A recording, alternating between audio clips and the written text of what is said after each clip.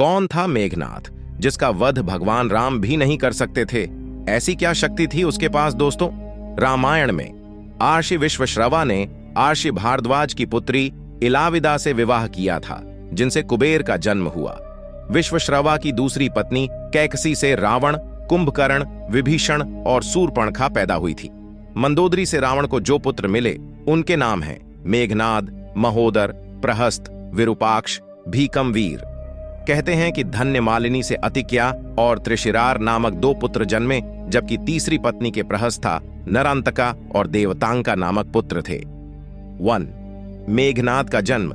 मेघनाद रावण और मंदोदरी का सबसे ज्येष्ठ पुत्र था, क्योंकि रावण एक बहुत बड़ा ज्योतिष भी था, जिसे एक ऐसा पुत्र चाहिए था जो कि महाबलशाली और महाप्रतापी हो। इसलिए उसने सभी ग्रहों को अपने पुत्र की जन्म कुंडली के 11वें लाभ स्थान पर रख दिया। परंतु रावण की प्रवृत्ति से परिचित शनिदेव 11वें स्थान से 12वें स्थान व्यय हानि स्थान पर आ गए, जिससे रावण को मनवांछित पुत्र प्राप्त नहीं हो सका। इस बात से क्रोधित रावण ने शनिदेव के पैर पर प्रहार किया था। वाल्मीकि द्वारा रचित रामायण के अनुसार जब मेघनाद का जन्म हुआ तो वह सामान्य शिशुओं की तरह रोया नहीं था, बल्कि उसके मुंह से बिजली की कड़कने की आवाज सुनाई दी थी। यही कारण था कि रावण ने अपने इस पुत्र का नाम मेघनाद रखा। 2. मेघनाद का परिवार। मेघनाद की पत्नी का नाम सुलोचना और पुत्र का नाम अक्षय कुमार था। हनुमान जी ने अक्षय कुमार का अशोक वाटिका में वध कर दिया था। कहते हैं कि इसकी एक और पत्नी थी, जिसका नाम नागकणह था, जो पाताल के राजा शेषनाग की पुत्री थी। 3. स्वर्ग विजयी। मेघनाद अपने पिता की तरह स्वर्ग विजयी था। उसने इंद्र को पराजित कर दिया था। इंद्र को परास्त करने के कारण ही ब्रह्मा जी ने इसका नाम इंद्रजीत रखा था। मेघनाद का मूल नाम घननाद था, लेकिन इंद्र को हराने के बाद उसे इंद्रजीत, वासवजीत, शक्रजीत इंद्र कहा गया। 4. ब्रह्मा का वरदान। बंधक इंद्र को छुड़ाने के लिए जब ब्रह्मा ने आज्ञा दी तो मेघनाद ने इंद्र को बंधन मुक्त कर दिया था। इस पर ब्रह्मा ने कहा, वरदान मांगो। तब मेघनाद ने अमरता का वर मांगा, लेकिन ब्रह्मा ने कहा कि यह संभव नहीं है, लेकिन उन्होंने इसके समान ही वर जरूर दिया। वर अनुसार अपनी कुल देवी प्रत्यांगिरा के यज्ञ के दौरान मेघनाद को स्वयं त्रिदेव नहीं हरा सकते और नहीं मार सकते थे। इसी के साथ ब्रह्मा जी ने इंद्र को यह भी बताया कि सिर्फ धरती पर एक ऐसा होगा जो मेघनाद का अंत कर पाएगा, जो 12 सालों से सोया ना हो। इस वरदान के चलते लक्ष्मण ही ऐसा व्यक्ति था जो मेघनाद को मौत के घाट उतार सकता था, क्योंकि वो वनवास के दौरान 14 वर्षों तक सोया नहीं था। इसी कारण राम रावण युद्ध के दौरान युद्ध क्षेत्र में लक्ष्मण के हाथों ही मेघनाद का अंत हुआ। 5. मेघनाद के गुरु। मेघनाद ने शुक्राचार्य और साक्षात महादेव से शिक्षा प्राप्त की थी। महादेव शिव से प्रशिक्षण प्राप्त लगभग सभी दिव्यास्त्रों का झांता बन गया था। किशोरावस्था की आयु होते होते इसने अपनी कुलदेवी निकुंभला प्रत्यांगिरा के मंदिर में अपने गुरु से दीक्षा लेकर कई सिद्धियां प्राप्त कर ली थीं। जब मेघनाद युवा अवस्था में पहुंचा तो उसने कठिन तपस्या के बल पर संसार के 3 सबसे घातक अस्त्र ब्रह्मास्त्र, पाशुपतास्त्र और वैष्णव अस्त्र प्राप्त कर लिए थे। 6. अति महारथी योद्धा। आदिकाल से अब तक यही एकमात्र ऐसा योद्धा है जिसे अति महारथी की उपाधि दी गई है। इसका नाम उन योद्धाओं में लिया जाता है जो ब्रह्मांड अस्त्र, वैष्णव अस्त्र तथा पाशुपात अस्त्र के धारक कहे जाते हैं। इसने अपने गुरु शुक्राचार्य के सान्निध्य में रहकर तथा त्रिदेवों द्वारा कई अस्त्र शस्त्र एकत्र किए थे। स्वर्ग में देवताओं को हराकर उनके अस्त्र शस्त्र पर भी अधिकार कर लिया था। 7. पितृभक्त मेघनाद। मेघनाद पितृभक्त पुत्र था। उसे यह पता था कि राम स्वयं भगवान है, फिर भी उसने पिता का साथ नहीं छोड़ा। जब उसकी मां मंदोदरी ने उसे यह कहा कि इंसान मुक्ति की तरफ अकेले जाता है, तब उसने कहा कि पिता को ठुकरा कर अगर मुझे मोक्ष या स्वर्ग भी मिले तो मैं ठुकरा दूंगा। 8. मृत्यु का कारण। अपने विशिष्ट रथ पर अत्यधिक निर्भरता। अगस्त्य द्वारा बनाए गए कुछ नए दिव्यास्त्रों जैसे सूर्यास्त्र, ऐन्द्रास्त्र आदि से अनिभिज्ञता जो उसकी पराजय और मृत्यु का कारण बनी। 9. मेघनाद का वध। कुंभकर्ण के वध के बाद मेघनाद युद्ध में उतरा। पहले दिन के युद्ध में उसने सुग्रीव की पूरी सेना को हिला डाला। राम और लक्ष्मण भी उसकी मायावी शक्ति के सामने बेबस हो चले थे, क्योंकि उसने अपनी कुलदेवी का यज्ञ प्रारंभ करके ही युद्ध घोष किया था, जिसके प्रभाव से उसका रथ अदृश्य हो जाता था।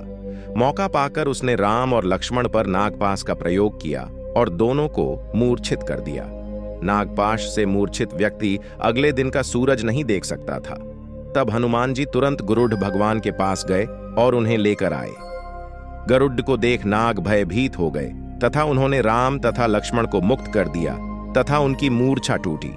अगले दिन मेघनाद ने अपने शक्ति बाण से लक्ष्मण जी मूर्छित कर दिया।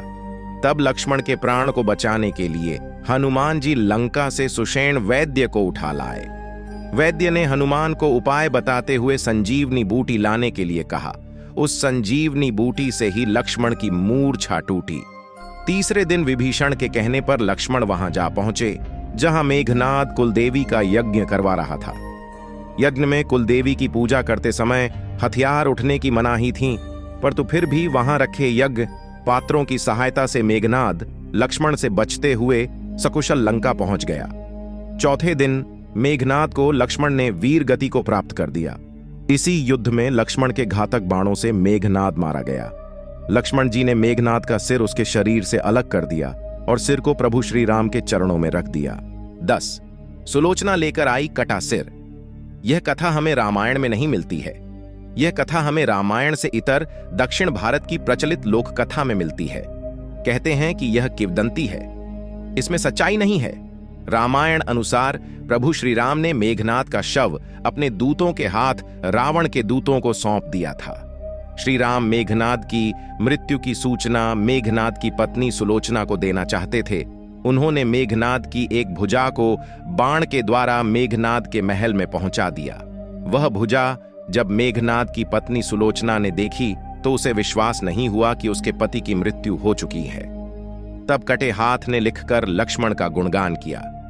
रावण को सुलोचना ने मेघनाद का कटा हुआ हाथ दिखाया और अपने पति का सिर मांगा। सुलोचना रावण से बोली कि अब मैं एक पल भी जीवित नहीं रहना चाहती, मैं पति के साथ ही सती होना चाहती हूं।